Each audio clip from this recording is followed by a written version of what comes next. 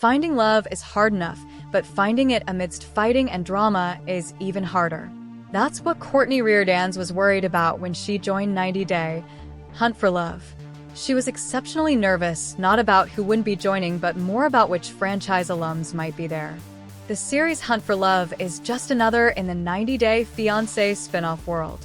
The premise of the original show followed the unique 90 Day Fiancé K-1 visa process that allows overseas engaged individuals to travel to the United States to live with their partners. Hunt for Love is the latest iteration featuring alums from the franchise, a couple of whom Cortney was worried might be on the show. "I was worried Big Ed Brown or Angela Deem were going to be there and fighting and instigating stuff the whole time," Cortney admitted. "I was a little nervous about that. It's a legitimate concern. Where Big Ed goes, drama follows. His time on the show was hardly harmonious, and Angela Deem was no different. She was incredibly controversial and did a lot to stir the pot, so to speak. So it's understandable Cortney would be nervous they'd be making an appearance. However, her fears were unfounded. She was joined instead by different 90 Day Fiancé franchise alums including Rob Warren, Colt Johnson, Chantel Everett, Usman Sojaboy Umar, and more. So without the impending threat of drama, Cortney was ready to focus on finding love. "I'm 34. I feel like I've been trying on my own to find love, so why not let the professionals help me find love?" she asked with a smile. And she felt the show was serious as she went through a series of exams and matchmaking workshops before filming began.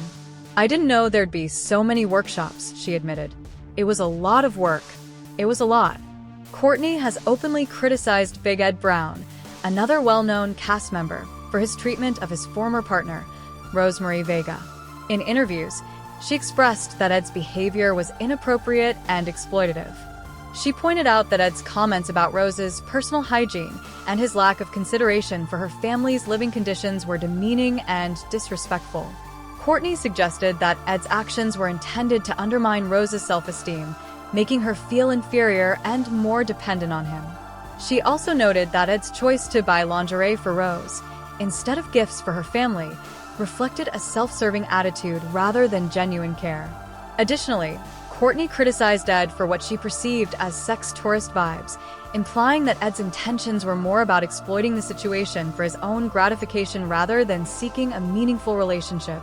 Throughout her time on the show, Cortney has been open about her struggles with anxiety and self-esteem. She admitted that during filming, she often relied on alcohol to cope with her nerves, stating that she was drunk as F***CK to help her feel more talkative and less self-conscious. In her personal life, Cortney has faced challenges in her relationships. She has been in multiple short-lived relationships, including one with a man named Mustafa, whom she met online. Despite initial promises of a future together, their meeting in Malaysia was disappointing, as Mustafa was not the person she had hoped for, leading her to end the relationship. Cortney has also been candid about a troubling experience during her travels. She detailed an incident where she was unknowingly given edibles by a host, leading to a frightening reaction that lasted over a day. The experience left her feeling paranoid and unsafe, highlighting the importance of caution when traveling alone. Despite her past challenges, Cortney remains optimistic about finding love. She has expressed a desire to meet someone genuine and has even considered unconventional methods, such as hosting a dating open house, where potential partners can meet her in a structured setting to gauge compatibility. Cortney's journey reflects her resilience and determination to find meaningful connections, even in the face of setbacks and disappointments. Her openness about her experiences has resonated with many fans, who appreciate her authenticity and willingness to share her personal story. Cortney Reardanz's experiences on and off the screen have provided insight into the complexities of relationships and personal growth. Her candidness about her struggles and perspectives has sparked important conversations about respect, self-esteem, and the pursuit of genuine connections. As she continues her journey, Cortney remains a figure who embodies resilience and the hope for meaningful love. Juan David Daza and Jessica Parsons from 90 Day Fiancé might not make it down the aisle in season 11 after all. Juan, a 31-year-old from Cali, Colombia, is currently appearing on the show alongside his American fiancé, Jessica. A mother of 3, Jessica lives in Torrington, Washington, where Juan has since relocated. She has 2 sons, 6-year-old Dawson and 8-year-old Dayton, from a previous marriage. After getting engaged, Jessica became pregnant with Juan's child. At the time, she was expecting when they filmed Love in Paradise Season 3. Moving to the small town of Torrington meant Juan had to give up his bartending job. It was also revealed he had cheated on Jessica with a customer during their long-distance relationship. Despite the betrayal, Jessica decided to give him another chance, hoping he would change.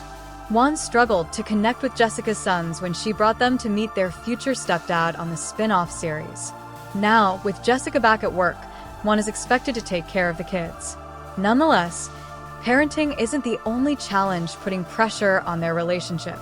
While Jessica was still married, she and her husband had made casual plans with their friends Megan and her husband to take a cruise 1 year later. It was an idea that came up during a night of drinking. As the trip approached, Jessica's marriage was falling apart. She considered canceling but ultimately chose to go with Megan, not wanting her crumbling relationship to ruin the experience. Determined to enjoy herself, Jessica set out to have a good time.